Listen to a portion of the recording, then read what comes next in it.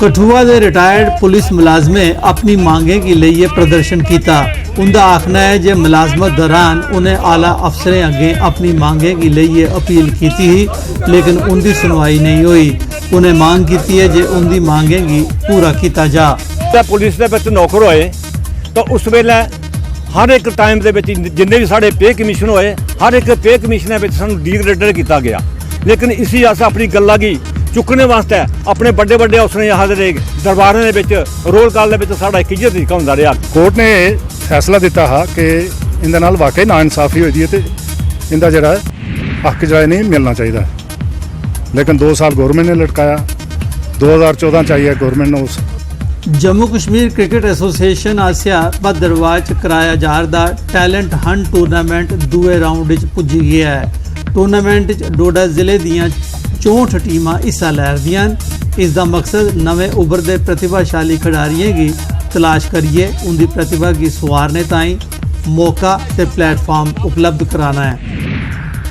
पुंछ जिला पुलिस आसिया civic action programme तहत Mendhar sub division मदरसे च पढ़ने वाले तालिब इल्म ते तालिबात की मॉडर्न एजुकेशन करने जोड़ने ताईं कंप्यूटर मुहैया कराए गए।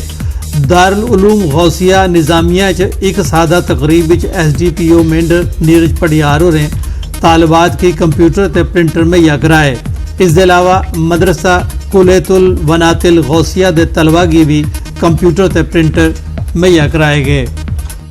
पुलिस का एक सिविक एक्शन प्रोग्राम है, इसके तहत जो है ये दारुल इस्लामिया जो है इनको जो मदरसा है इनको ये कंप्यूटर दिया गया है ताकि यहाँ पे जो बच्चियाँ पढ़ रही हैं उनको जो है वो कंप्यूटर की नॉलेज हो।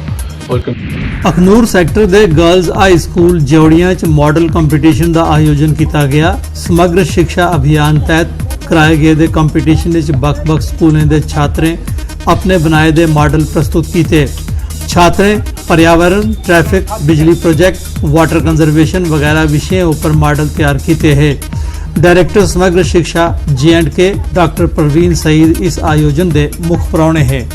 ये कंपटीशन हुआ है साइंस एग्जीबिशन का 6 स्कूलों से 6 समर कैंप से जहाँ पर बच्चे आए हैं उनको हमने फर्स्ट, सेकंड, थर्ड प्राइज दिए हैं और बड़ा अच्छा हमारा ये प्रोग्राम रहा है, सफल रहा है और बच्चों ने बहुत अच्छा काम किया है।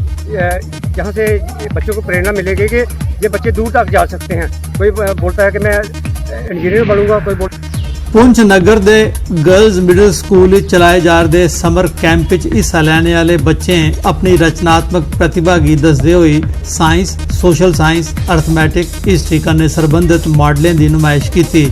मुख्य प्राहुणे चीफ एजुकेशन अफसर पुंछ विजय कुमार भगत होरें बच्चों की प्रतिभा की सराहना की। कैंप में जितने भी बच्चे थे, चाहे वो हमारे प्राइवेट स्कूल के बच्चे थे, चाहे हमारे गवर्नमेंट स्कूल के बच्चे थे, उन बच्चों को मैंने खुद भी जाके वहाँ देखा, कुसालियाँ देखा, रोड देखा और दूसरे भी जो कैंप थे मगनार वगैरह, यहाँ देखा मैंने बच्चों में एक बहुत ही उत्साह था और बच्चे जो है बहुत ही। Kathua government higher secondary school boys छात्र ते छात्राएं आसिया तैयार किए गए मॉडलें की नुमाइश लाई गई। नुमाइश जिले के सरकारी ते प्राइवेट स्कूलों के विद्यार्थियों हिस्सा लेता। Deputy commissioner Kathua doctor Raghav Langer होरें नुमाइश का मुआयना किया ते विद्यार्थियों की प्रतिभा की सराहना की। ये समर कैंप समग्र शिक्षा अभियान और प्रथम फाउंडेशन के माध्यम से लगभग 10 जोन्स में लगभग 88 स्कूलों में ये चलाया गया। इसमें 1 से 8वीं कक्षा के बच्चों द्वारा प्रतिभाग किया गया और उसमें कई प्रकार के मॉडल्स और आर्ट एंड क्राफ्ट और अन्य विषयों पर भी पूरे समर कैंप में ये पूरा बच्चों ने अपना उसमें पढ़ाई भी की और साथ साथ में नई चीज़ें भी सीखी। बहुत ही अच्छा एक्सपीरियंस मिला। मैं आज मैं इधर आया तो बड़ा अच्छा लग गया। इधर और भी मॉडल दिखने मिले। मेरा अपना मॉडल ही आया। ऐसे कैंप लगने चाहिए और ऐसे कैंप लगने का ये मकसद है कि और गवर्नमेंट स्कूल के और भी बच्चे मेरे अंदर और भी बच्चे बाहर निकलन।